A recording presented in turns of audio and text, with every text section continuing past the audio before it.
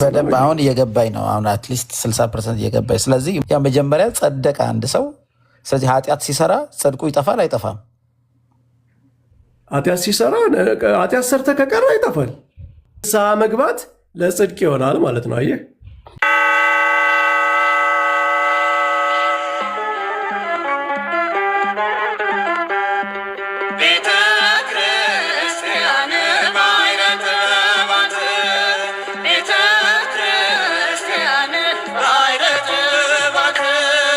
እግዚአብሔር ኃጢአትን ይቅር ሲልህ ራሱ ጀስቲፊኬሽን ነው። ባይዘው የኃጢአት ይቅርታ ጀስቲፊኬሽን ነው። ከዛ እየቀጠለ ሄድና መጨረሻ ላይ ደግሞ በፍርድ ፊት ስትቀርብ ጀስቲፋይድ ትሆናለህ። ምንድነው ነገራችን ላይ ክርስቶስን እግዚአብሔር ከሙታን በማስነሳት ጀስቲፋይ ያደረገው ይላል ጳውሎስ። ከሙታን ተነስቶ በእግዚአብሔር ፊት ቀርቦ ጻድቅ ተብሎ ወደ መንግስተ ሰማያት መግባት ራሱ ፋይናል ጀስቲፊኬሽን ነው። እና ጀስቲፊኬሽን መጀመሪያ አለው። ሰው አምኖ በክርስቶስ አምኖ የኃጢአት ስርየት ሲያገኝ ይጀምራል። መጨረሻ ላይ ደግሞ ፍጻሜ አለው። ግን ያው አንዱ ጀስቲፊኬሽን አይደለም። እሺ መምህር ከገባኝ የመጀመሪያ ጀስቲፋይ እንሆናለን። ቀጥሎ ኃጢአት ስንሰራ ወይም ደግሞ እንጸድቃለን። ቀጥሎ ኃጢአት ስንሰራ ያ ጽድቅ ይጠፋል። ቀጥሎ እንጸድቃለን።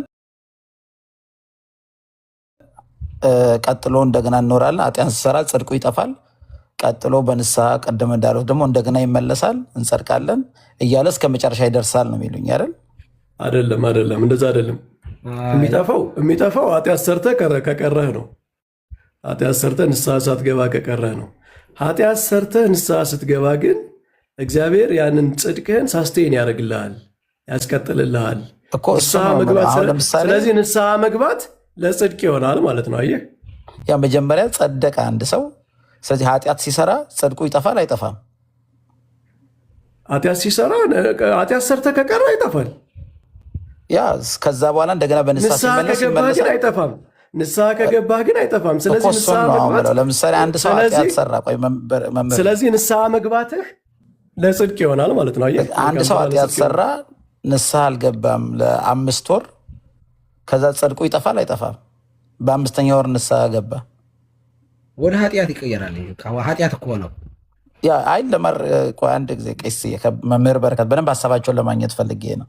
ቆይ መጀመሪያ ሀሳቤን ክሊር አድርጌ ላስቀምጥ እና ትጠይቀኛለህ። ጽድቅ መልካም ስራ ለጽድቅ ይሆናል ሲባል መልካም ስራ አዲስ ጽድቅ ያመጣል አይደለም እኮ ማለት። እግዚአብሔር የኃጢአት ስርየት በጥምቀት የተሰጠን መንፈስ ቅዱስን በመቀበል የተሰጠን ከእግዚአብሔር ጋር መታረቅ አንድ መሆን በጥምቀት የሚጀምር ነው። መልካም ስራ ንስሐ ጊዜ እስከተሰጠ ጊዜ ድረስ ለንስሐ መልስ እግዚአብሔር ልብን ይመረምራል። እንግዲህ የሰው ልብ ለንስሐ ያለውን ቦታ ማለት ነው። እና በንስሐ ውስጥ ያለን መልስ ለመስጠት የተዘጋጀ ሁነ ካለህ ይጠብቅልሃል። ግን ተወቅሰህ መንፈስ ቅዱስ ወቅሶህ የንስሐ ጊዜ ተሰጥቶህ ከሆነ እግዚአብሔር ባወቀው ጊዜ እግዚአብሔር ነው ዳኛው፣ በአንተ ላይ ያለው ጸጋ ይነሳል፣ ጽድቅህን ታጣለህ ማለት ነው። ስለዚህ እግዚአብሔር የሚጠብቅህ አንስቶ አይደለም፣ አንስቶ ሳይሆን እየወቀሰ ነው የሚጠብቅህ ማለት ነው። ግን ወቀሰውን እምቢ ካልክ ታጣለህ። በደንብ አሁን እየገባኝ ነው። አሁን አትሊስት 60% እየገባኝ። ስለዚህ መጀመሪያ እግዚአብሔር ያጸድቀናል። ነገር ግን ኃጢአት ብንሰራም በኃጢአት ውስጥ ብንኖርም ጽድቁ አይጠፋም፣ የወቀሳው ይቀጥላል። ንስሐ ሳትገባ አይደል? ከተሳሳት ቆይ ያርሙኛል። እግዚአብሔር ባወቀ በኃጢአት እየተሰራ እየተወቀስክ ንስሐ ባትገባ እግዚአብሔር ጽድቁ አይጠፋም፣ ሳይጠፋ ይጠብቀሃል። ከቆየህ ይነሳል ነው እንግዲህ። ያም የሆነው ሲሞት ነው ወይስ ዘፋይናል ጀጅመንት ላይ ነው? ንስሐ ሳትገባ ከሞትክ ነው ማለት ነው።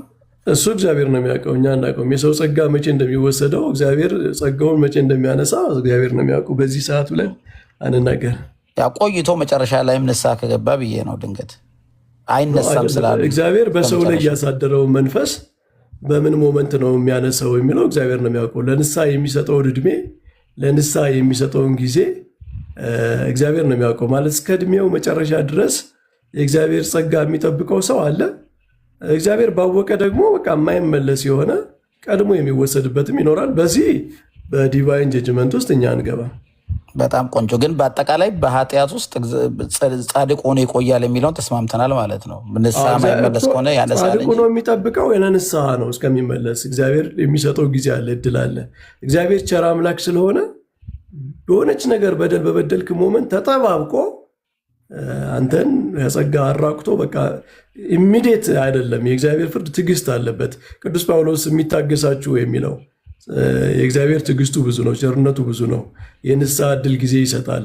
እሱን እናምናለን። ከዛ ውጭ ግን ለዛ መልስ ካልሰጠህ እግዚአብሔር ባወቀ ይወስድብሃል ማለት ነው። ያ ሰው እየሞተም ያው አልጋው ላይ ሆኖ ንስሐ ሊገባ ይችላል በህይወት እስካለ ድረስ ብዬ ነው።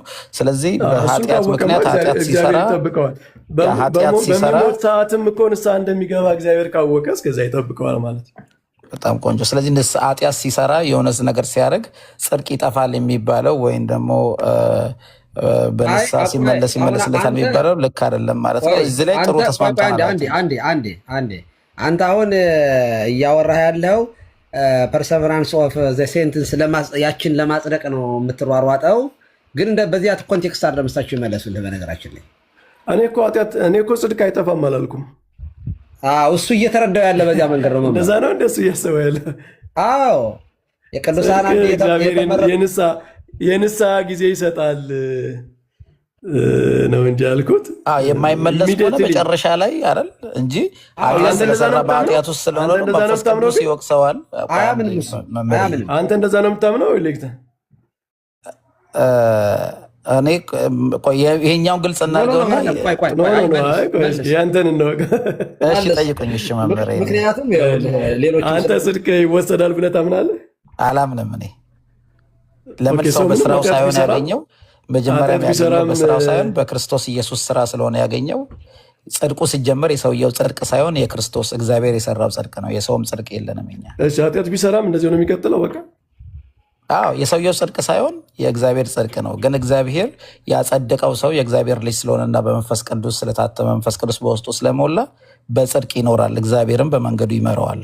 ያን የዳነውን የእግዚአብሔር ልጅ የሆነውን አዲስ ፍጥረት የሆነው እግዚአብሔርን የመሰለ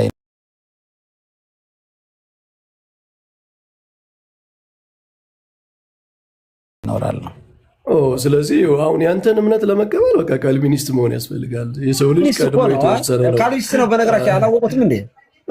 በቃ የካልቪኒዝም የፕሪደስቲኔሽን እና ሰው በቃ ለድነት የተመረጠ ሰው አይጠፋም የሚለውን ትምህርት መቀበል። ስለዚህ ይህንን የአንገሊካኖችን የፕራየር ቡክ አትቀበልም ማለት ነው አንተ? እኔ መምህር በካልቪኒስት እኔ በመጽሐፍ ቅዱስ ነው ማምነው። እንግዲህ መጽሐፍ ቅዱስ ካልቪን ከሆነ በመጽሐፍ ቅዱስ ለምን አናወራ? አሁን ይሄ መጽሐፍ ግን ስህተት ነው አይደል? በአንተ እይታ። ምክንያቱም የዛፉ ላይ ፍሬ መጽሐፍ ቅዱስም ራሱ የሚለውን ነው። ግን እንደው ራሱ ስለሚጠቅሰው ይቆረጣል።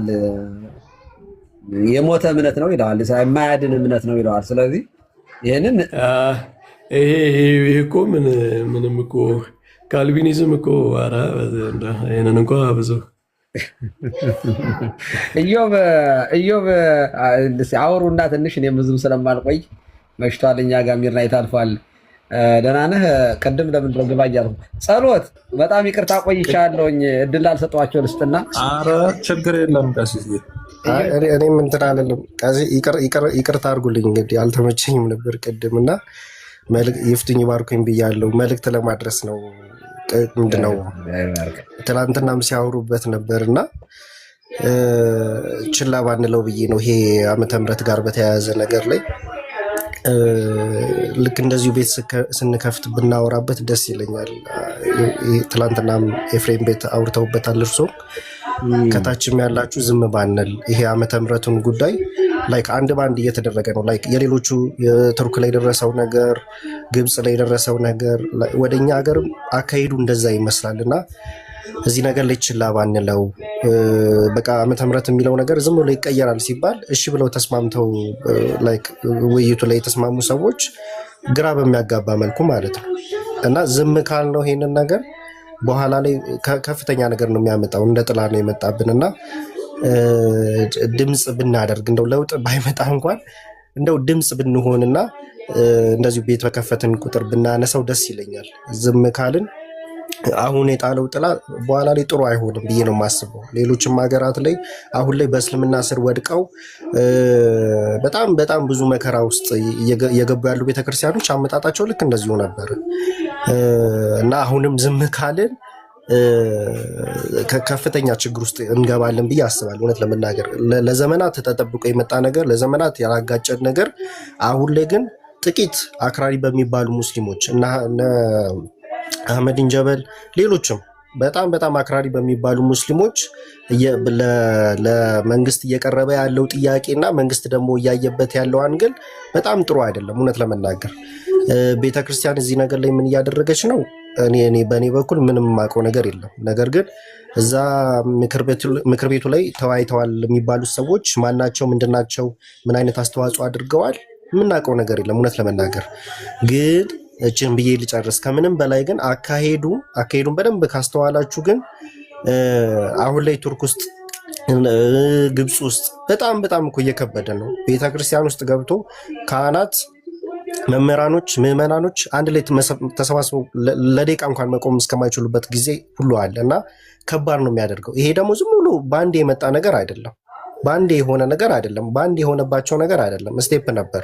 አሁንም እየተካሄደበት ያለው አካሄድን ልብ ብለን ከተመለከትን አካሄዱ በጣም መጨረሻው አያምርም እውነት ለመናገር እና ክርስቲያኖች እዚህ ነገር ላይ ባንዘናጋ፣ በተለይ ደግሞ ከፍተኛ ቦታ ላይ ያላችሁ ምዕመናን እዚህ ነገር ላይ ትኩረት ብትሰጡት፣ በአንድም በሌላ ድምፅ ብንሆን መልካም ነው ብዬ አስባለሁ። እንደው ፌሚኒስቱ ነገር ላይ በጣም እንደተጫጫህን ታውቃላችሁ እንግዲህ ሰሞኑን አይደለ? በዛ ልክ ቦታ ሊሰጠው የሚገባ ነገር ነው ብዬ ነው ማለት ነው። በቃ ይሄ የቃላት ጉዳይ አይደለም፣ ባይዘው የቃላት ጉዳይ አይደለም። ዓመተ ምሕረት የሚለው ነገር ይቀየርና የሂጅራ አቆጣጠር ደግሞ ይግባበት ማለት በጣም ከባድ ነው። እንደው ዓመተ ምሕረት የሚለው ነገር በዛው ቀርቶ ሂጅራ የሚለው ይጨመር ቢባል እንኳን እሺ ይሁን እንደው ችግር የለውም ብለን ልናሳልፍ እንችላለን። ይሄ ነገር ግን ቀርቶ ያኛው ይግባ እየተባለ አይነት ነገር በጣም በጣም ከባድ ነው። ከምናስበው በላይ በጣም ከባድ ነው። የሁለት ቃላት ልዩነት አይደለም የሚፈጥረው። ይሄ ነገር እያደገ ይመጣና በጣም ትልቅ ተጽዕኖ ነው የሚያመጣብን።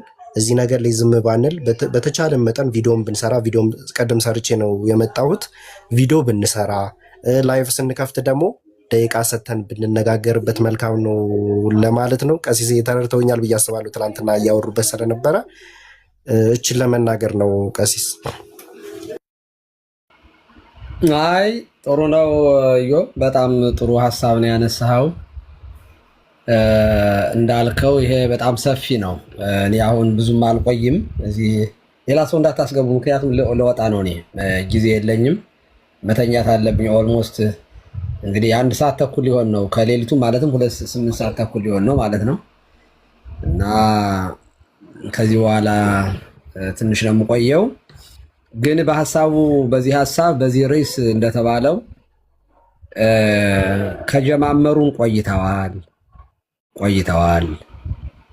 ኦርቶዶክሳውያን ከተኛንም ሰነባብተናል፣ ከርመናል። እንደ አቤሜሌክ 66 ዓመት ሊሆነን ምንም አልቀረንም እንጂ እኮ አይታችሁ ከሆነ የጌታችን ልደት ዕለት ዜና ሲያስተላልፉ ኢቲቪ የእኛ ልጆች ራሱ በጣም ያሳዝናሉ እኮ። የኦርቶዶክሳውያን የሚሆኑ ፕሮቴስታንቶች ጋዜጠኞች ዜና ሲያነቡ እንኳን ለጌታችንና ለመድኃኒታችን ለኢየሱስ ክርስቶስ ለጌታ ለኢየሱስ ክርስቶስም ይበሉ ልደት በሰላም አደረሳችሁ አይሉም። ለኢየሱስ ክርስቶስ ልደት ነው የሚሉት። ሙስሊሞች የሙስሊሞችን ደግሞ የመሐመድ ልደት ደግሞ መውሊድ ቀን ደግሞ ሲያከብሩ እንኳን ለነቢዩ መሐመድ ብለው ያነባሉ። የኛዎቹ እኮ ናቸው። የኛዎቹ እንኳን ለመሐመድ ልደት አይሉም። ኧረ ምን በወጣው መሐመድ ነቢዩ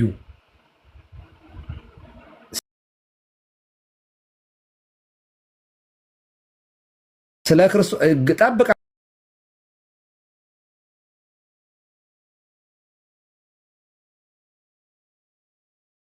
እንግዲህ አሁን የልደት አዳምጡ ዜና የኢየሱስ ክርስቶስ ልደት ነው የሚሉት። ጌታ አይሉትም። አይ ለምን አያምኑበትም? ጌታችን እንዴት ሊሉት ይችላል ካላችሁ ነብዩንስ ያምኑበታል ነው ጥያቄው። ነብይ ነው እንዴት መሐመድ ለኛ ካለማመዱ። ሁለተኛ ለ2018 ዓመተ ምህረት አይሉም። ሰምታችሁ ከሆነ ጋዜጠኞች ዓመተ ምህረት አይሉም። ዓመት ነው የሚሉ። ለአዲሱ ዓመት አደረሳችሁ ወይም ለ2018 ዓመት በሰላም አደረሳችሁ ነው የሚሉ። ግን 2000 ዓመት የሚባለው የለም በነገራችን ላይ። ወይ ዓመተ ዓለም ነው ወይ ዓመተ ፍዳ ዓመተ ኩነኔ ነው ያለው። ሶስት አይነት አቆጣጠር ነው ያለው። አንደኛው ዓመተ ኩነኔ ዓመተ ፍዳ የሚለው ከአዳም እስከ ክርስቶስ ነው።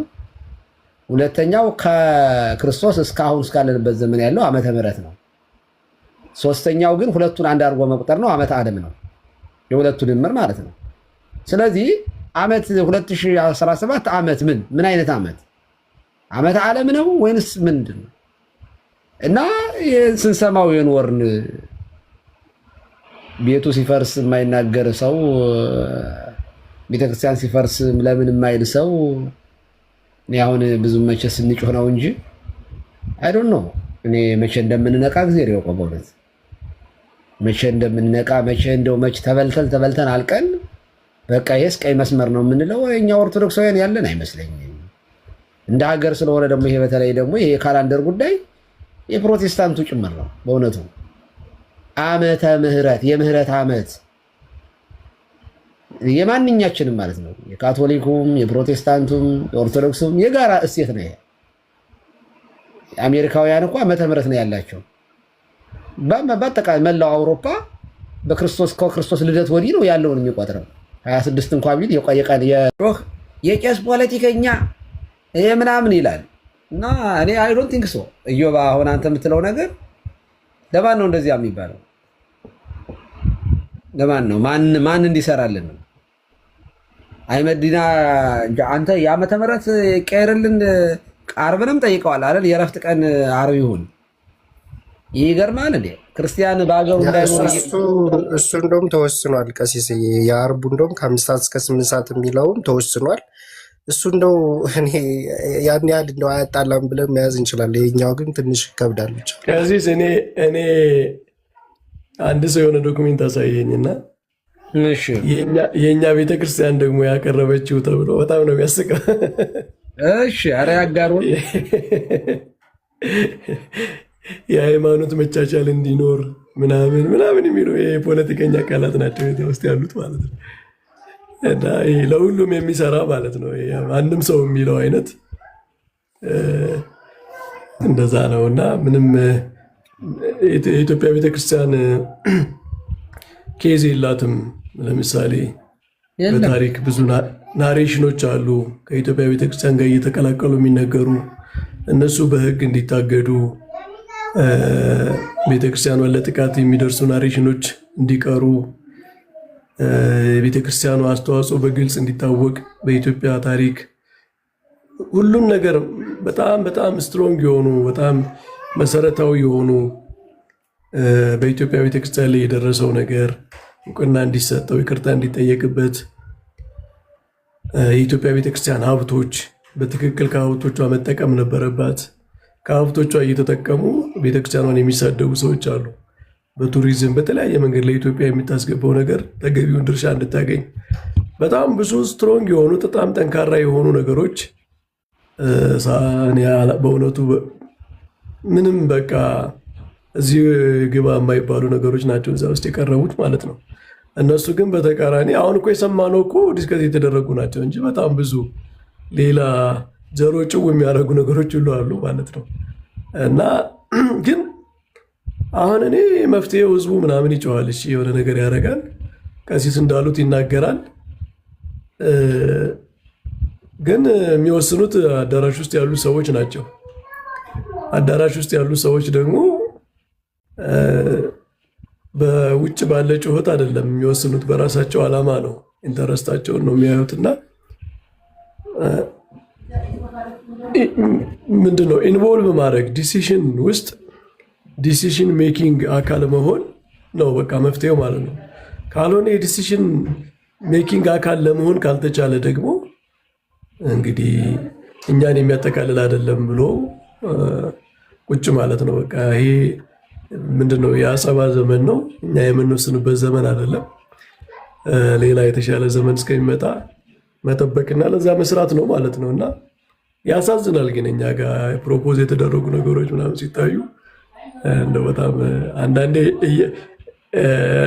እያረሩ መሳቅ ነው። ያስቃሉ። እያረረ ራሱ ሰው እያነበባቸው የሚስቁ ናቸው የቀረቡት ማለት ነው። አንድ አንድ በጣም ይቅርታ አድርጉልኝ መምህር እና በጣም አንድ የማንቂያ ደወል የሚል መጽሐፍ አለ እና መጽሐፉ የፕሮቴስታንት ይሄ መጽሐፍ አንቡት፣ ተደጋግሜ ተናግሬ ያውቃለሁኝ። የማንቂያ ደወል ይላል።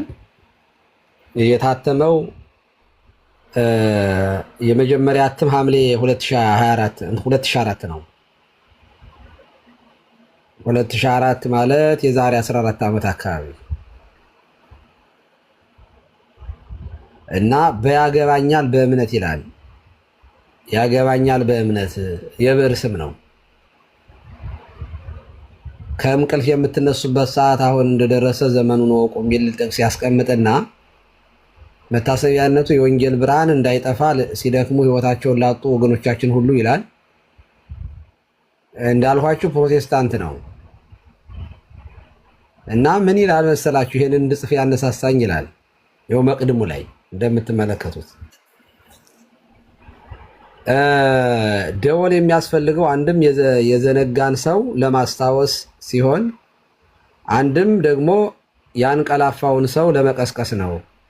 ይቺ አነስተኛ ጽሑፍ የማንቂያ ደወል የሚል ስያሜ የተሰጣትም የኢትዮጵያ ክርስቲያኖች መሪዎችና አገልጋዮችን ለማስታወስና ለመቀስቀስ በማሰብ ነው። ይህንን ለማለት ምክንያት የሆነኝ ነገር ካለፉት 8 ዓመታት ጀምሮ የዚህንን ሃይማኖት ምክንያት ባህሪውን የዚህን ሃይማኖት ምንነት ባህሪውንና ዓለም አቀፍ እንቅስቃሴ እንዳጠናና እንደተከታተለ እግዚአብሔር እንድከታተል እግዚአብሔር በልቤ ውስጥ ትልቅ ሸክም ካስቀመጠ በኋላ እውነትም እኛ አፍሪካውያን ክርስቲያኖች በትልቅ እንቅልፍ ወይንም መዘናጋት ላይ እንዳለን ለመገንዘብ ችያለሁ። በዓለም ላይ በአሁኑ ወቅት እዚህም እዚያም ትልልቅ ሃይማኖቶች ግጭቶች ተነስተዋል፣ ትልልቅ ጥፋቶች ደርሰዋል። በዜና ማሰራጫዎች በየዕለቱ ስንሰማ ከዜናነቱ ባለፈ ለምን እንዴት ብለን አንጠይቅም። አሁን ኢዮብ ስትለው የነበረው ነው።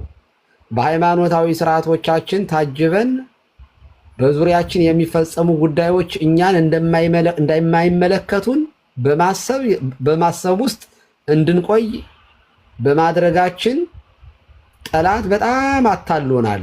ሩቅ እንዳለን አድርገን የምናስበው አክራሪ እስልምና ዓለምን ሁሉ አክራሪ የማድረግ አስተሳሰቡ በዙሪያችን ባሉት እነ ኬንያን በመሳሰሉ አገሮች በተደጋጋሚ ጥቃት ሲፈጸሙባቸው ቆይቶ ላለፉት 5 እና 6 ዓመታት ግን ወደ እኛም አገር ገብተዋል። እንደኛ እንቅልፍ ላይ የነበረችው ናይጄሪያ በአሁኑ ወቅት ፈተና ውስጥ ትገኛለች።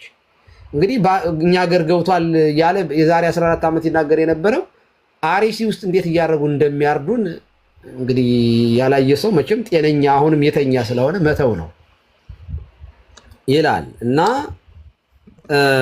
በሺህ የሚቆጠሩ ክርስቲያኖች ልጆቿ በቤተ ክርስቲያን ውስጥ በተጠመዱ ፈንጂዎች ሕይወታቸው አልፏል። አልፎ አልፎ እንደምንሰማው ከሆነ ክርስቲያኖች የኃይል እርምጃ እስከ መውሰድ ደርሰዋል። ወደ ሀገራችን ሁኔታ ስንመለስ ደግሞ ከነዚህ ተደጋጋሚ ትንኮሳዎች አልፎ እዚህም እዚያም ጥቃቶችና ግጭቶች ከተፈጸሙ በኋላ ሃይማኖታዊ መቻቻልን ለማምጣት መንግስትና ህብረተሰቡ በመቻቻል ዙሪያ ተከታታይ የውይይት መድረኮችን አዘጋጅተው በማግባባትና የእርቅ ስራ ሲሰሩ አይተናል፣ ሰምተናል። ሃይማኖታዊ መቻቻልን ለማምጣት የሚረዱ ተቋማትን በይፋ ተቋቁመው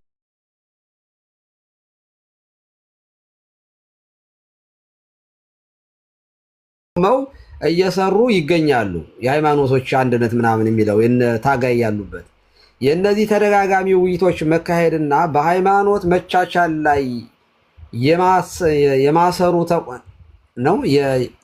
የማሰሩ ተቋማት መበራከት ነው የሚለው የሚሰሩ ነው። የሚሰሩ ለማለት ይመስለኛል። የሚሰሩ ተቋማት መበራከት ከፊት ለፊት አደጋ እየመጣ እንዳለ የሚያሳዩ ጠቋሚ ምልክቶች ኢንዲኬተር ኢንዲኬተርስ መሆናቸውን ልብ ልንል ይገባል። ብልሆችና ጥበበኞች መሪዎችንም መሆን የሚያስፈልገን ለዚህ ነው። ዘመኑን መመርመርና መዋጀት የሚያስፈልገን አሁን ነው። ይህን ስንል እስልምና በሰላማዊ መንገድ አይሰበክ ማለታችን አይደለም።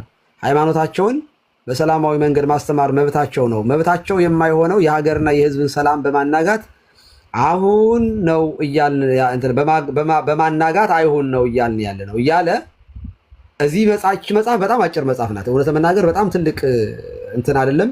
እኔ በአንድ ወዲያውኑ 80 ምናምን 7 ገጽ ናት እና የመፍትሄ ሀሳቦች ወደ 17 ገጾች ያስቀምጣል። እኔ ይሄን ሳነበው ማለት ነው በጣም ነው የደነገጥኩኝ። እንደነገርኳችሁ ካነበብኩትም ወደ 15 ዓመት ሆኖታል። ኦልሞስት ወዲያው እንደወጣ ነው ማለት ነው ያነበብኩት። አይ ዶንት ኖ 2004 በፈረንጆቹ ሆኖ ይሆን ብቻ ካነበብኩት እኔ እንደውም 15 ዓመት የሆነ ይመስሎ የነበረ እንግዲህ በፈረንጆቹ ከሆነ አይሉ ነው አላውቅም። እና ይሄ መጽሐፍ እንደምታዩት ዋቢ ብዙ የተጠቀማቸው የእኛን አክራሪ እስልምና በኢትዮጵያ በኤፍሬም እሸቴ መላከ ኤዶም ያሁኑ ናቸው 2008 ከፖለቲካው ጋር በጣም የተጋመደና ኃይለኛ ውዳሚ የሆነ ስራዎች እየተሰሩ ውስጥ ለውስጥ ነው ያሉት። በጣም ኦርጋናይዝ በሆነ ምክንያት በተለያየ ምክንያት እንኳን አይደለም ማጆሪቲ በሆኑበት ማይኖሪቲ እንኳን በሆኑበት እንኳን ኢሰመጉ ኢትዮጵያ ሰብአዊ መብት ጉባኤ ያወጣውን መግለጫ እንኳን ይዞ ሰማይታት ብሎ ልጆችን መሰየም እንዴት ይከብዳል? መንግስት ያቋቋመው ድርጅት የሞቱ የአርሲ ክርስቲያኖችን በሙሉ ሰብስቦ አውጥቶ መረጃ ሰጠ፣ እስከ ስማቸው ድረስ ከፎቶቸው። እነሱን ወስዶ በጉባኤ በቅዱስ ሲኖዶስ ሰማይታተ አርሲ ብሎ መሰየም ማን ነው? ማን ያዘ? ማን ያዘ? ደግሞ ስንክሳር ይነበባል እንጂ እዚያ ከግብጽ የመጣ ስንክሳር ማስወጣት ነው። በቃ ተመራለህ፣ ተመር እንደሆን ምረር፣ አለበለዚያ ተበልተህ ታልቃለህ። ወይ አጸድቁ በምድር በሰማይ ወይ በምድር አልኖር።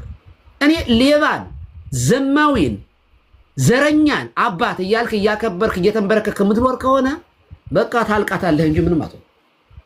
በቃ ሲሰክር ካየው፣ ሲንዘላዘል ካየው፣ ሲሰርቅ ካየው ቄስ አይደለም እሱ ሌባ ነው። በቃ ሌባ የሰረቀ ሌባ ነው የሚባለው እንጂ አባ አይባልም። በቃ ከሰረቀ ሌባ ከሆነ ወንበዴ ከሆነ ጠራርገህ አውጣው። ቤተክርስቲያን ድሮም እኮ በሚመናን ነው በካህናት በሚመናን ነው የምትጠበቀው እንጂ ከግብጽ የመጣ አማርኛና እንግሊዝ እንትን ግዕዝ የማይችል ጳጳስ ጠብቆ ነው ቤተክርስቲያኗን እዚህ ያደረሳት። አትቀልዱ። ምዕመናን ጠንካሮች ስለነበሩ ነው። ከናንተ አይጠበቁም እያሉ አባቶችን ይሞግቱ ስለነበረ ነው።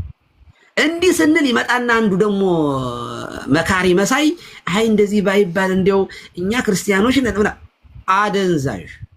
እኔ ምክረ ኤሊ የኤሊን ምክር የሚመክር ሰው አልሰማም። እኔ ደጋግሜ ነው ማነሳው።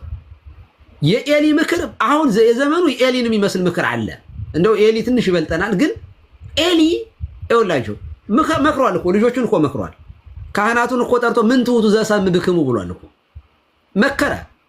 እና ሰው ተናግሯል እኮ ሰው ቢበድል እግዚአብሔር ይቅር ይለታል። እግዚአብሔር የሚበድል ሰው ማን ይቅር ይዋል? ማን ነው የኃጢአት ስርየት የሚያስገኘው አለ ኤሊ። እና እንግዲህ ለይግበር እግዚአብሔር ዛደሙ አለ። በቃ እግዚአብሔር የወደደውን ያድርግ ብሎ ዝም አለ። አዎ መክሯል። ምንድነው የምሰማባችሁ? ጥሩ ነገር አይደለም ብሏል። አሁን ይሄ ምክር ነው አይደለም?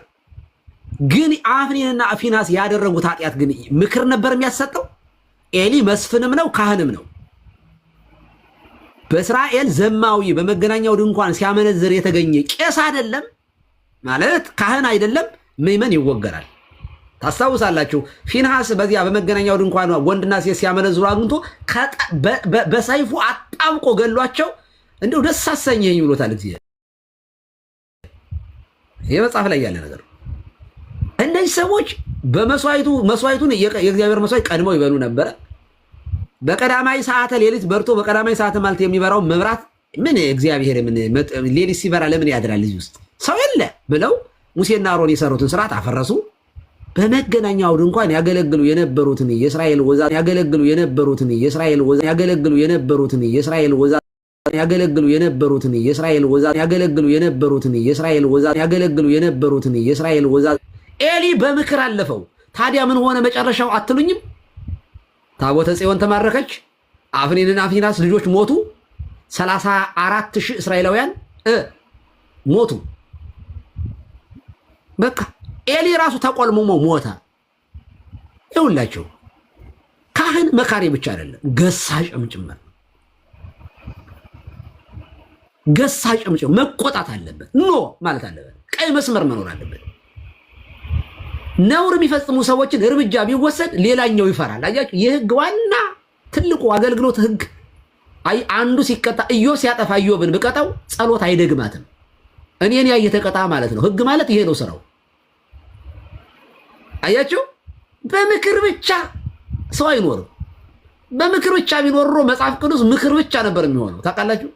ግን መጽሐፍ ቅዱስ ተግሳጽም አለው፣ ቁጣም አለው፣ ዘለፋም አለው፣ አንተ ግብዝ የሚልም አለው፣ ጅራፍም አለው። ጅራፍ አበጅቶ ወንበዴዎችን እየለበለቡ ማስወጣትም መጽሐፍ ቅዱስ ተጽፏል። ግሳጼ አለው። መምህር ወመገስጽ የሚባሉ አሉ። እንደነ ዮሐንስ አፈወርቅ፣ እንደነ ዮሐንስ መጥምቅ፣ እንደነ ኤልያስ። አያችሁ፣ ገሳጭ ያስፈልጋል። አሁን በምክር ብቻ ምናምን፣ ምክሩ ደግሞ የፍርሃት ነው እንጂ የእንትን እኮ አይደለም። የሚመክሩ ሰዎች ፈርተው እኮ ነው እንጂ እኮ አሁን ታጋሹ ነው አይደለም። ፍርሃታቸውን ትዕግስት አድርገው የሚመጡ ሰዎች ያናድዱኛል። እኔ ባይሆን እንፈራለን ማለት እኮ የእናት ነው የአባት ነው። ፍርሃታቸውን ግን ትዕግስት አድርጋችሁ የምንናገርን ሰዎችን ደግሞ እንደ ትዕግስት አልባ እንደሆነ አድርጋችሁ አትንገሩ። እና እኛም ሆዳችን ሞልቶ ዝም አላልን እንኳን አይደለም። እዚያ ተርቦ እየሰረክ እየኖርክ ዝም እየሰረክ እኔ እውነት በላቤ ነው የምኖረው እዚህ ሀገር። አገልግዬም ቤተክርስቲያን የሚገባኝን ታደርጋለች። ፔኒ 5 ሳንቲም ከቤተክርስቲያን ሰርቄ 5 ሳንቲም አላቅም። ይኸው በአደባባይ ነው። ምና ግብዝነት አይደለም ደግሞ እሰራለሁ። ተጨማሪ ገንዘብ ስለምፈልግ ቤተሰቦችን መርዳት ማገዝ ስለምፈልግ ደግሞ እሰራለሁ። በላቤ በወዜ ነው። ደስ ይለኛል ስበላ እንጀራ። ሰርቀህ እየበላህ ህሊናህንና ሽጠህ እየኖርክ ከዚህ ነፃ ለማውጣት ሰርተህ እንድትኖር ነግደህ እንድትኖር የሚያደርግህን ነገር ስንናገር ደግሞ የቄስ ፖለቲከኛ ይላል ይመጣና። ፖለቲካ አይደለም ይሄ ሃይማኖት ነው። ስለዚህ ካላንደሩንም አስቀይራችሁ ዓመተ ምሕረቱንም ተቀይሮ ሰንበትን ማክበር ቀርቶ የመሐመድ ቀን እንዲከበር ኢትዮጵያ ውስጥ ማለት ነው። እነሱ ያክብሩ፣ የራሳቸው ነው፣ መብታቸው ነው። እና ያለሽ መስሎሻል፣ ተበልተሽ አልቀሻል ነው። ተበልተን አልቀናል ወገሮች። እኔ መፍትሄ ብዬ የማስበው ኢዮብ፣ እናንተ አትናገሩ፣ ግድ የለም ከዚህ በኋላ እንዳትናገሩ፣ ምንም አትናገሩ። ከሰማችሁ ልንገራችሁ፣ መፍትሄው ልንገራችሁ። በየሰንበት ትምህርት ቤቱ ተደራጅታችሁ ከምዕመናን ሰበካ ጉባኤ ጋር እየተነጋገራችሁ የሚሰርቅን የሚዘርፍን አስተዳዳሪ ቄሰ ገበዙ ቤተክርስቲያኑን እንዲመራው ማድረግ። ሊቀ ዲያቆን፣ ቄሰ ገበዝ፣ ሊቀ ጠበብቶቹ ቤተክርስቲያንን መምራት ይችላል። እነዚህ ንጹሃን ናቸው። በነገራችን ላይ ተራ ቀዳሽና ማይሌት የሚቆም አይሰርቅም። የለም የሚሰርቀውም አያገኝም። በመሰረቱ ኦፊስ ውስጥ ነው ሌብነቱ ያለ፣ ወንብድናው ያለ። በየቦታው እየተቀያየሩ በሚሊየን ጉቦ እየከፈሉ አስተዳዳሪ ሆነው የሚሰርቁትን ሰንበት ትምህርት ቤቱና የሚመናን ገርፎ ማባረር፣ በዘበኛ አጥረግርጎ ማባረር። አንድ ሁለቱ ቢቀምሱ በየቦታው ያለ ቄስ ይፈራ ነበር። ቄስ ፈሪ ነው። ቄስ እንዴ ከስጋም ከነፍስም እንዴት ሳንሆን እንቀራለን በሚል ቶሎ ይመለሱ ነበር። የምትጠቀሙን ደግሞ እኛን ነው። በነገራችን ላይ እኛንን የምንጠቀመው። እንደዚህ አድርጋችሁ ገርፋችሁ ብታስተካክሉን እኛንን ተጠቃሚ ምን ሆነው። ዝምታ ግን ነው ለበግም አልበጃትም። እግዚአብሔር አፍ የሰጠን ዝም እንድንል አይደለም። እረኛ ሲያረገን ለበጎቹ እንድንሞት ነው እኮ። መሞትም ካለብን እኮ እንድንሞት ነው በእውነቱ።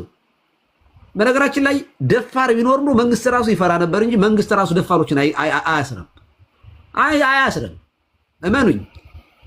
ቆፍጠን ያሉ አይተን የለን ከዚህ ቀደም እና አቡነ አብርሃም እና አቡነ ጴጥሮስ እኮ አሳይተውናል እኮ። በአንድ ቀን እኮ አሳይተውናል። መንግስት እግራቸው ስር እንዲወድቅና ይቅርታ እንዲጠይቅ እኮ ማድረግ ችለዋል። አላሰራቸውም። ሊመጣበት የሚችለውን ነገር ስለሚያውቅ ደፋረን መንግስት ራሱ አይጠላም። ታውቃላችሁ። አሁን እኮ መንግስት ራሱ ላግዛቸው ይል እኛ ዝም ካልን ምንድን ነው? እኛ ሳንጮህ እኛ ተበደልን ሳንል ምን ብሎ ነው መንግስት መጥቶ እኛን የሚያግዘን? እውነት መናገር አይ ጥሩ ነው እንዲያው ለመቻቻል ሲባል ለሃይማኖት እኩልነት ሲባል ብለው ዓመተ ምህረት ቢቀየርም ችግር የለም እና የምንጮህበትንና የምንጮህለትን ለይተን ካወቅን ከታች ነው መደራጀት። ከታች ተደራጅቶ ቤተክርስቲያንን መጠበቅና ሊወክቹ ትክክለኛ የሆኑ አባቶችን ድምጻቸውን እየሰሙ መሄድ። አለበለዚያ ዮሐንስ ወንጌል ምዕራፍ 10 እንደሚነግረን ተኩላውን አለመስማት አትስሙት ብሏል። እውነተኛ እረኛ በጎች ድምፄን ይሰማሉ ነው ያለ። ከሐሰተኛው ግን ይሸሻሉ ነው ያለው። ሐሰተኛን አገልጋይ አትከተሉ። በቃ ለምን ትከተላላችሁ? እገሌ ሰረቀ ከተባለ መታገር ነው ያለበት። እነገሌ ጉቦኛ ናቸው የሚታወቁ ሌቦችን የሚታወቁ ገዱ አንዳርጋቸው ይበልጣቸዋል። አንዳንዶች ገዱ አንዳርጋቸው ብዙ ስህተት ፈጽሟል። በፖለቲካ ዝም ብሎ ተሸውዷል። ሰውየው ለካ የዋህ ነው፣ ቀን ሞኝ፣ ለፖለቲካ የማይሆን ሰው። እዚህ ሀገር መጥቶ የሀገር ውጭ ጉዳይ ሚኒስቴር የነበሩ ሰው ናቸው። በቃ አንቱ እያልኩ ላወራ የሀገር ስንት ዓመት ሙሉ የክልል ፕሬዝዳንት የነበሩ ሰውዬ የውጭ ሀገር የሀገሪቱ የውጭ ሀገር እንትን ማለት የውጭ ግንኙነት የውጭ ምንድን ነበር የሚባለው? የውጭ ጉዳይ ሚኒስቴር እግዚአብሔር ያሳያቸው። እዚህ ሀገር መጥተው ፓርኪንግ ይሰራሉ። እውነት ለመናገር የእኛ ቄሶችን የእኛ አስተዳዳሪዎች እንኳን ፓርኪንግ በጣም ልጥ ጣብታቦች ናቸው። ከገዱ አንዳርጋቸው ሺህ የጊዜ ይበልጣሉ የእኛ ሀገር መነኮሳት በመቶ እጥፍ ማለት ነው። እንግዲያስ ገዱ አንዳርጋቸው መናኝ ነው። ይሄ ቦርጫ ወጡና ማጅራት ካወጡ መነኩሴዎች ገዱ አንዳርጋቸው ጻድቅ ነው በእውነቱ። ፓርኪንግ ታውቃላችሁ? አንድ ፕሮፌሽናል የሆነ ሰው እኮ የሚሰራው ስራ እኮ ነው ፓርኪንግ እኮ ማለት እኮ።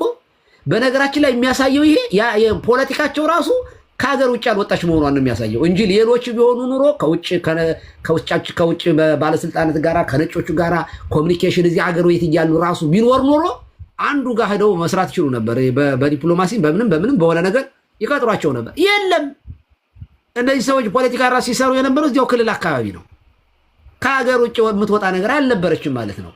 እና ከገዱ አንዳርጋቸው የተሻሉ ልጥት ሀብታሞች አሉ መነኮሳትና አስተዳዳሪዎች። ሰርቀው ነው፣ ሰርተው አይደለም፣ በደሞዛቸው አይደለም፣ ከየት አምጥተውት። እና እኔ መፍትሄው እነዚህን ያበጡትንና ሆዳቸው የከበዳቸውን አገልጋዮች ይዘን ቤተክርስቲያንን ማሻገር ስለማንችል እነዚህን ገሸሽ ማድረግ ከቻልን እርግጠኛ ሆኜ ነው የምናገረው ማሸነፍ እንችላለን። ብፁዕ ቅዱስ አቡነ ቴዎፍሎስን ደርግ አንጠልጥሎ የገደላቸው ለቤተክርስቲያን መሪ እንዳልሾም መንግስቱ አያዘኝም። ደርግ ሳይሆን የሚያዘኝ ለቤተክርስቲያን መሪ ጳጳሳት አትሾምም አለ መንግስቱ ኃይለማርያም። አንተ አዘኝ አይደለም ለቤተክርስቲያን ጳጳሳት የምሾመው አሉና ሾሙ። እና አቡነ ጳውሎስ ነው የሾሙ። ምን ታመጣለህ? ከዚያ ወሰዱ፣ አንጠልጥለው ገደላቸው። የሚገርማችሁ ነገር ነግረውኛል። እኔ ትልቅ አባት መንግስቱ ኃይለማርያም ጠርቶን አሉኝ። ትልቅ ጳጳስ ነው የነገሩኝ። ፓትርያርኩን የገደለው መንግስቱ ነው እያላችሁ ታወራላችሁ። ጠረጴዛ ላይ ቁጭ አድርጎ ቤተ መንግስቱ ሳብ አረገውና ከመሳቢያው የፈረሙትን ሰዎች 10 ምናምን ሰዎች ይኸው እነዚህ አባቶች ናቸው ይገደሉ ብለው ፈረመው የሰጡኝ። የማን ነው ጥፋቱ? መንጌ ማለት ከዚያ እዛ ውስጥ የገቡ ጳጳሱ ነው የነገሩኝ። እኔ በቃ የማውቃቸው አባቴ ናቸው የነገሩኝ። ጳጳስ አይናችን ፍጠጥ እዚያ ውስጥ አሉ። ስም ዝርዝራቸው ሲወጣ የት እንግባሉ? ተፈራርመው አቡነ ቴዎፍሎስ እንዲሞቱ የፈረሙ ቄሶችና ጳጳሶች አሉ እዚያ ውስጥ። አስገድሏቸው። ከዚያ መንጌ አመጣ መናኛ አመጣና አቡነ ተክለ ሃይማኖት መናኙን ከደቡብ አመጣና ሲያመጣ እንደፈለግሁ አረጋቸዋለሁ፣ ፖለቲካ አይገባቸውም፣ ቤተክርስቲያኗን እንደፈለግሁ አረጋለሁ ብሎ ነበረ። ይኸው የጸሎት ሰው ደግሞ ኃይል አለው አይደለ? ብፁዕ ቅዱስ አቡነ ተክለ ሃይማኖት በባዶ እግራቸው እየሄዱ ቤተክርስቲያኗን ጠበቋት። የቴዎፍሎስ ደም ያግዛላ። የሰማይቱ የሞቱላት በደማቸው ተፋረዱ። ሞተው እንኳ ማለት ነው። በነገራችን ላይ ጻድቃን ሲሞቱ ኃይል አላቸው የበለጠ በዚህ ምድር ላይ ካሉበት ይልቅ በሙሉ ኃይላቸው ነው የሚፋረዱት በሰማይ። ታዲያ አቡነ ተክለ ሃይማኖት አሻገሯል። ከዚያ አቡነ መርቆሬዎስ እንደው ይሆናሉ ብሎ አመጣ። እሳቸውም ጠንክረው እንደምንም ደርግም አመጣ። አቡነ ጳውሎስ ለእኔ ይሆኑኛል አላቸው። አቡነ ጳውሎስም በእውነት በሚገባው ሰርተዋል። ያ ፖለቲካ እንደውም ባያበላሸባቸው በጣም አቅም የነበራቸው ፓትርያርክ ናቸው። በየዘመኑ ውስጥ እግዚአብሔር ይችን ማለት መንግስታት ቤተክርስቲያኗን ንጉሱ ከወደቁ ጊዜ ጀምሮ ብዙ ችግሮች ተፈጥረዋል። እግዚአብሔር እየጠበቃት እዚህ ደርሳለች። አሁንም በቤተክርስቲያን ተስፋ አትቁረጡ። ምክንያቱም እግዚአብሔር መንፈስ ቅዱስ ይጠብቃታል። የኛ ይቀርብናል እንጂ እግዚአብሔር ሳሳልፎ አይሰጣትም። ቤተክርስቲያን በእውነቱ ይጠብቃታል።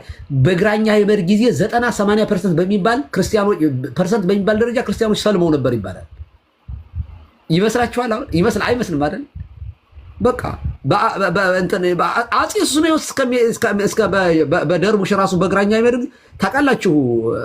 ካቶሊኮቹ ራሱ እስከ አጼ ሱስንዮስን እኮ ካቶሊክ እስኪሆን ድረስ እኮ ሰርተው ነበር ማለት ለማገዝ መጡ። በዚያው ደግሞ ያንን ሃይማኖት ኢየሱሳውያን የሚባሉት አሳምነው ማለት ነው። በየጊዜው የወዲት ጉዲት አድርሳ ነበር። አሁንም እንደዚያ ነው። ይድ የላችሁም። ተስፋ አትቁረጡ። እኔ ተስፋ ላስቆረጣችሁ አይደለም። ክርስቶስ መንፈስ ቅዱስ ስለሆነ ቤተክርስቲያን የሚጠብቃት፣ ግን ከመንፈስ ቅዱስ ጋር አብሮ የሚሰራ ሙቀት ይኑረን። ኮንሽስ እንሁን፣ ንቁ እንሁን፣ እንጸልይ። እግዚአብሔር መንፈስ ቅዱስ ቅናት አለኝ፣ ቤተክርስቲያንን መጠበቅ እፈልጋለሁ፣ ኃይል ስጠኝ፣ ጉልበት ስጠኝ። እንዴ ከሌላ አልጠበቅም፣ እኔ እቀናለሁ። እግዚአብሔር ማንን ላክ ሲል እኔ አንደበቴ ጎልዳፋ ደካማ ነኝ እንጂ እሄድ ነበር ካላችሁት መልአኩን ልኮ እሳት ያቀምሳችሁና እሳት አድርጎ ይልካችኋል። እውነት በናገር ይችላል እግዚአብሔር። እና ልባችሁን የቀና መንፈስ ይኖረው። በጣም ለቤተክርስቲያን ቅኑ እንጂ እግዚአብሔር ስራ በእናንተ ይሰራል። በእውነቱ ይወስድና እንደናፍኒንና እንደ ፊናስ እዛ አዋርዶ እንደ ኤልያስን ቆልምሞ ነቢዩ ኤልያስን ብላቴናውን ይሾማል፣ ይናገራል። ጭው የሚያደርግ ጆሮውን ሁሉ ማንም በተኛበት ጊዜ ሳሙኤል የሚል ሰማዕኒ እግዚአብሔር ማለት ነው ስሙ ራሱ። እግዚአብሔር የሚናገርባቸው ሰዎች አሉ፣ ይመጣሉ ብላቴኖቹ። እና ሙቀተ መንፈስ ቅዱስ ተለይቶን ነው ያለነው። እንደ ሎዶቅያ ቤተክርስቲያን እንትን የሚል ማለት ለብ ያለ የሚያስታውክ ቢጠጡት የሚያስታውክ አይነት ውሃ ወይ ሻይ ቡና አይደለ ወይ ደግሞ ቀዝቃዛ ውሃ አይደለ። ለብ ያለ ውሃ ያስታውካል። ክርስትናችን ልክ እንደዚህ ያለ ነው። መንፈሳዊ ሙቀት የተለየው ስለሆነ ነው። ወሬ ብቻ በቃ እውቀት ተኮር ብቻ ነው አሁን ደግሞ ያለው። ህይወት ተኮር ኑሮ ከኖርን ቤተክርስቲያናን መጠበቅ እንችላለን። እና ዓመተ ምህረት ይቀየርልን ብለዋል። ኦኬ ዝም ካልን ይቀየራል። ግን እግዚአብሔር ትውልድ ያስነሳል፣ አዋጅን በአዋጅ ይገለብጣል። ያ ከመሆኑ በፊት እንሩጥ፣ እንጠንቀቅ፣ እንስራ። በጣም ጥሩ ነበረ። ግን እኛን የሚያፍን ሰው ነው ያለው፣ የሚያፍን ፖለቲካ የሚሰራብን ሰው። እንደዚህ ስንናገር ይሄ ለፕሮቴስታንቶች ጭምር ነው። እዩት። ባይዘው ሙስሊሞች በጣም ለሚቋችሁ ፕሮቴስታንቶችን በጣም እኛ ላይ የሚያተኩሩት ለምን እንደሆነ ታውቃላችሁ? እነሱን መጀመሪያ እናሸንፍ እንጂ እነዚህ ሳያቅቱንም ብለው ያስባሉ። ለዚያ ነው እንጂ እናንተን የሚመሯችሁ መሰላችሁ? ሙስሊሞች እኛን ሲያዩን እንደ አንድ ክርስቲያን አድርገው ነው የሚያዩን። ታውቃላችሁ? እነሱ ጋር ሙስሊሞችን አንድ አድርገን እኛ እንደምናያቸው እነሱ ካቶሊክ ፕሮቴስታንት ሳይለዩ ነው የሚያዩን። ስለዚህ የቤተ ክርስቲያኗን ታሪክ ብትጠብቁ ይሻላችኋል። ፕሮቴስታንቶች ራሳችሁ ቅርሳችሁ ነው። ዓመተ ምህረት ቅርሳችሁ የምትኮሩበት ነው። የጌታ ዓመተ ምህረት ነው። አንድ ጌታ ነው ያለን አይደለ? የተወለደው እሱ ነው፣ ሌላ አይደለ። እና ስለዚህ እንደው የሆነ ነገር ነካክተህ አሳመምከኝ። በእውነቱ አመሰግናለሁ። እኔ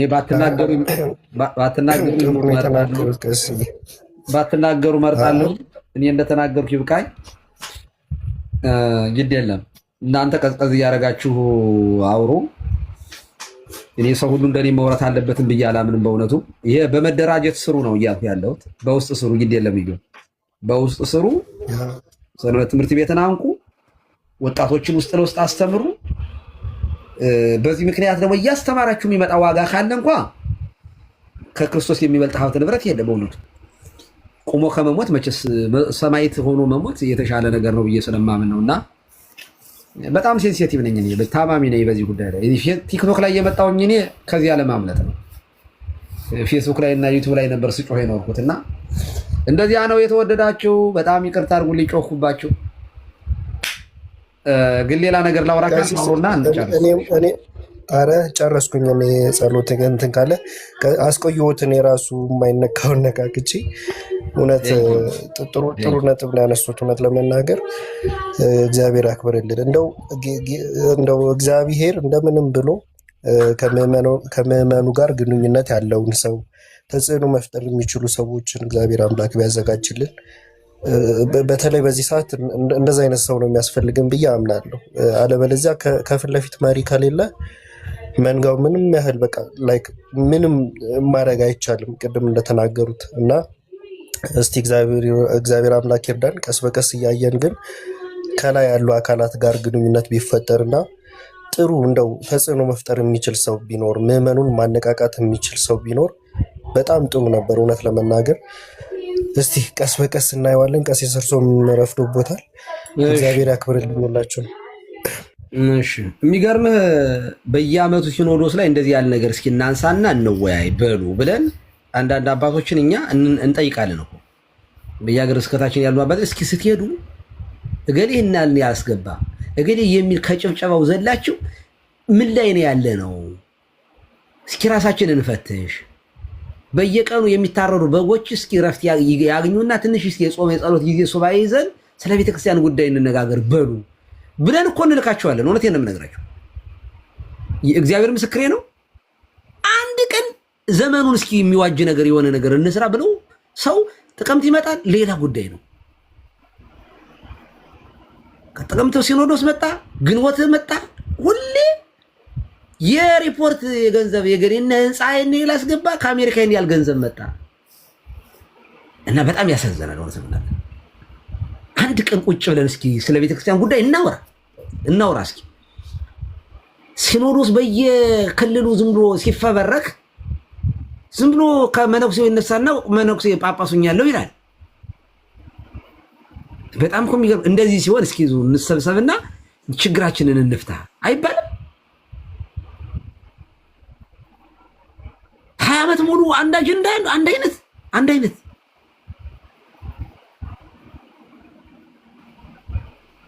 እኔ በእውነት ከዚህ የበለጠ እውነት ክህደት አለ በቤተክርስቲያን ላይ? ከዚህ የበለጠ ከሃዲነት አለ ወይ? ቤተክርስቲያን በዝምታ አፏን ሸብቦ እንደዚህ ክስ የሚመናንን ከማሳረድ በላይ እንዲሁ የሚያሳፍር ነገር አለ በእውነቱ? 500 ሰዎች ወደ 600 ነው 700 ልብ አድርጉ። ያለማንም ማለት ነው የኦሮሚያ ክልል መንግስት እባክህ የአርሲ ክልል አርሲ አካባቢ ያለ የወረዳውን የሞቱትን ሰዎችን በተመለከተ አንዳንድ መረጃዎች ብሎ ኢሰመጉ ሲጠይቅ ጆሮ ዳባ ልበስ። የእስልምና ተቋማት ጋር ሄደው ገዳዮች ሙስሊሞች ስለሆኑ እባካችሁ እንደዚህ ያለ መረጃ ወጥቷል ቢያንስ አስተባብሉ ሲባሉ ዝም። ከዚያ ገዳዮች እና አንዳንድ ቅን የሆኑ ሙስሊሞች የአይን ምስክር የሰጧቸውን ብቻ ያልተቆጠረውን ጠፍተው የቀሩት ሳይቆጠሩ ወደ 600 ምናምን ቄሶችና ምዕመናን ታርደው ስም ዝርዝራቸውን ወደ 37 ፔጅ ኢሰመጉ ያወጣው እጅ ላይ ያለ ወደ 17,000 ነው ምናምን ከሰው ተፈናቅሏል። ጭጭ ዝም። እና ከዚህ በላይ ቤተክርስቲያን እኔ ከነ መሐመድ ለይቼ አላያቸው። እግዚአብሔር ይመስገን ከገዳዮቹ ተለይቶ በምንም ሊታዩ አይችሉም። በዚያ ድረስ ሄደ ካላቸው ሞቴን ዲና የሚያረጉ ለፍታት እንኳን የማይበቃ ለሐዘን እንኳን የማይበቃ ለምህላ እንኳን የማይበቃ የ500 ክርስቲያኖች መሞት በክርስትናቸው ምክንያት ነው። እንግዲህ ለባለ በፖለቲካ ምክንያት አይደለም። በክርስትና እየተመረጡ ክርስቲያኖች በብሔራቸው እንዳይባል ኦሮሞ ክርስቲያኖች፣ አማራ ክርስቲያኖች ሁሉም ናቸው እዚያ ውስጥ ይሞቱት። ስም ዝርዝራቸው አሉ። እነ ቶሎሳ አሉ፣ እነ ኩምሳ አሉ፣ እነ ፈይሳ አሉ እና አበበ እነ ከበደ እና ሀጎስም አሉበት እዚያ ውስጥ። ታዲያ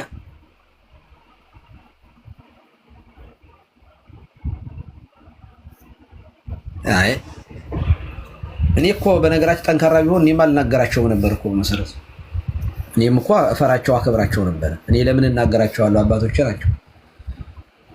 ጠንከር ብለው ይሉ እኔ በእውነት በጠነከሩና በእኛ ላይ እርምጃ ቢወስዱ ጥሩ ነበር እኮ እንዳንናገር ማለት ነው። እነሱ ሲጀመር እኛ እንናገራለን እነሱ እያሉን እኛውን እኮ የምንለፈልፍ እኮ እነሱ ዝም ስላሉ እኮ። እኔ እኮ የአዲስ አበባ ሀገረ ስብከት ስራ አስኪያጅ መሆን ያለብኝ ብዬ እንደ ቀልድ ጻፉኝ ማለት ነው ፌስቡክ ላይ። አንድ አባት ትልቅ አባት አይ ቀሲስ ሁሉም ደርሶ እየፎከሩ ገብተው ነው እዚያው ከስራው የቀሩት እዚያ ውስጥ ጉቦ ሙስናው ሲጥማቸው አሉ።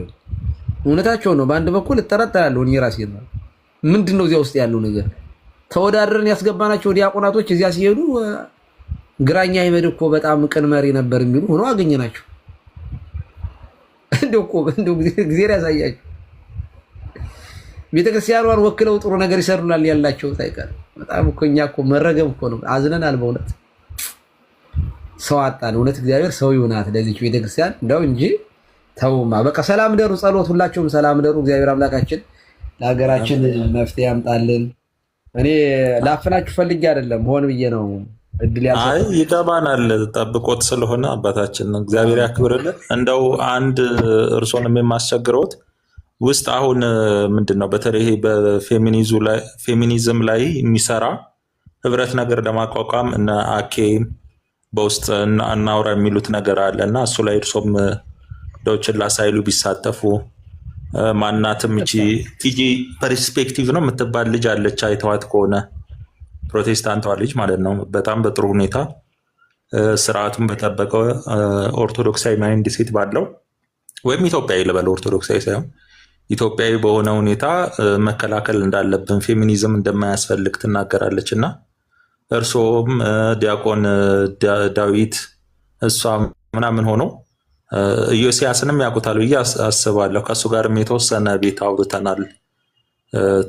እንደዚህ ህብረት ኖሮ ከዚህ በኋላ ሚዲያውን ራሱ አላግባብ ጠምዝዘው